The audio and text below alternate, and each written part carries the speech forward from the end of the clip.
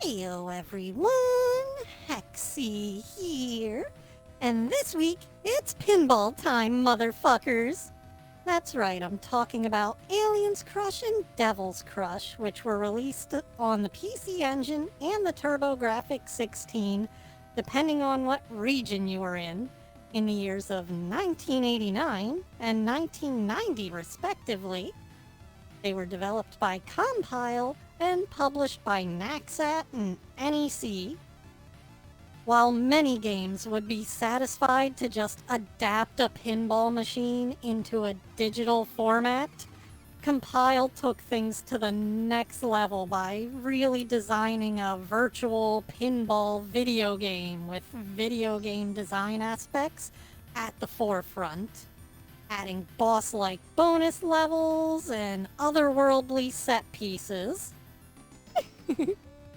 While Alien Crush is a little plain Jane with its stationary bumpers that have an alien theme, the sequel, Devil's Crush, is where they really knocked the ball out of the park with the game design. You see, Devil's Crush has moving enemies that march around the playing field in the form of slimes, skeletons, and the Shadow Wizard Money Gang. Shadow Wizard Money Gang. We love casting spells. The random movements of the enemies can sometimes screw you over, though, causing your ball to careen off in random directions.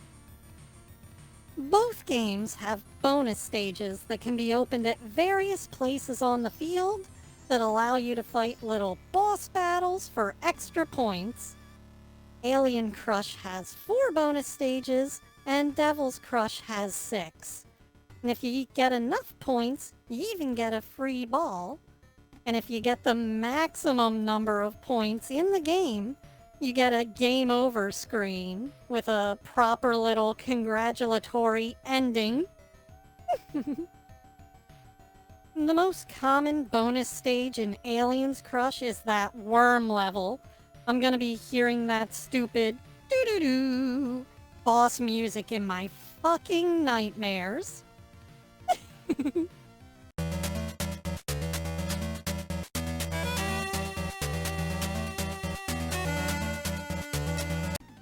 So, Aliens Crush has these alien mouths that open up, and they can chew on your balls. Talk about a ball buster. So, Aliens Crush is a little bit less technical than Devil's Crush. So it has these awkward screen transitions from the bottom field to the top field, where the screen goes black for a second and then shows the other field. If the ball's going back and forth between them really quickly, that can lead to some disorienting screen flashing. Whereas in Devil's Crush, the screen smoothly transitions and follows the ball from top to bottom. Now, while these games do have a tilt button, which I didn't find out about until just recently, I've never really needed to use them. So, may as well not exist.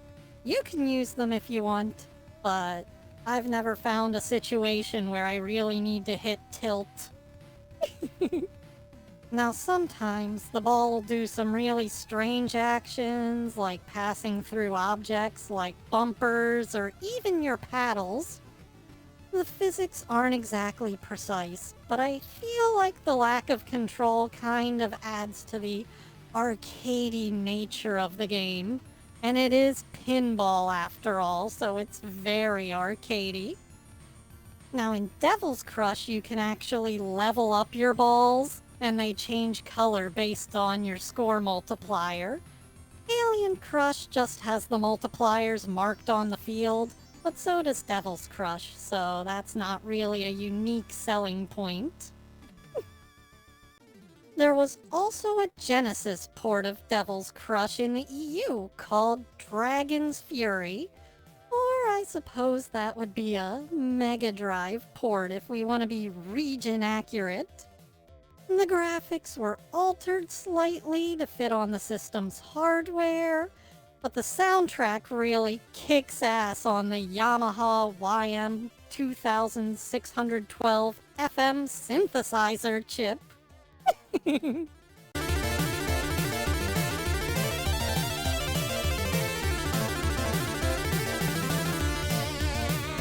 There was a sequel on the Super Nintendo called Jockey Crush, but it's a Japanese exclusive and more deeply seated in Japanese mythology, so it's not really meant for a Western audience, but it's pinball, so you can play it if you download it.